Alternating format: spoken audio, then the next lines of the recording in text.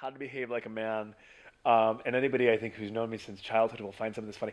I throw like a girl. There's a Volkswagen commercial where there's a father trying to show his son how to throw a ball, and it's like the most sissy throw because he doesn't want his kid to break his car. I had a number of people at work, on Facebook, contact me and said, "Oh my God, it's Joe Franzi throwing a ball." Because they saw that. So I mean, and believe me, there are times like that even before I had kids that I worried about, like, oh God, I'm never going to be able to show my son how to throw a ball. I throw terribly, and it's not just because I hurt my shoulder when I was in high school that made it worse, but I've never had really good throwing form. My son has seen me dressed as an old lady in the producers. That was confusing. I think some of the shows he's seen me, dress up in. I don't want to say it's been confusing, but it's not my dad has a beard. My dad does a manly job. He drives a truck kind of thing. He has a much different perspective than I did as a kid. When my dad was driving a truck and had a beard and, the Gorman Thomas mustache and a mullet and played softball and, had cut off blue jeans. I think at any given point, aside from the mullet, I've done any number of those things. But then he sees me dress up and dance and wear makeup, generally in the artistic sense. Uh, but as he matures, again, I want him to feel comfortable with whatever he wants to do.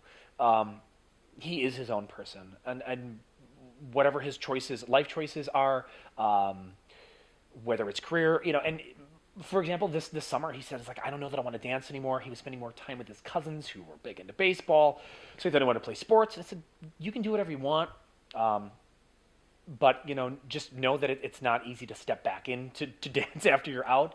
Think about it. Take some time. Don't let others influence you." And I felt like that's really what was happening. That it started, and I know it's going to happen.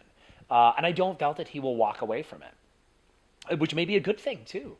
Um, but as he matures into adulthood, Liz and I always jokingly say we both have degrees in the arts. I have a BA in theater, a BFA in dance. My wife has a BFA in dance, um, and we found the professional world, aside from arts, not to be as accepting of having an arts degree, and it's been frustrating. So William loves to play with Legos. We're like, great, if you want to dance, get an engineering degree. Work on Legos because there is a sense, and I think part of it's because of us having lived it now. There has to be a little bit of practicality that is helpful. If my kids want to go and get arts degrees, they want to go, for fine arts, they want to go to MyAd, for visual arts, go for it, do it. I will support them 100% of the way. But having a little more perspective now, I think I would say, that's great, you can do this, I can get you in touch with so and so who could give you acting lessons. Don't go spend thousands of dollars on an acting degree, or take an internship, or do something differently, um, because there is the practicality that weighs into it. So my own life experience is going to color, and does what he does as far as how he matures into the arts.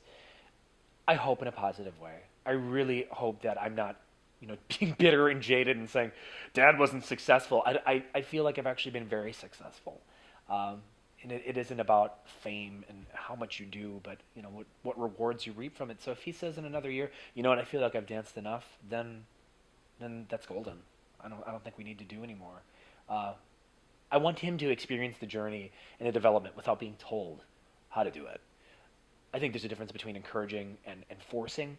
My parents never forced, never once, and I refuse.